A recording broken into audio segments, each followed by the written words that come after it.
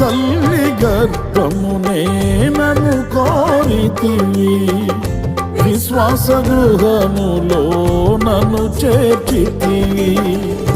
అమృత జలమైన నీ నోటి మాటలతో నిఖిల జగతికి నన్ను పంపినావు. ప్రకటింప నీ చరితం,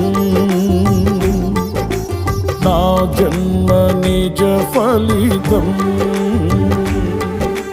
ప్రకటింప నీ చరితం,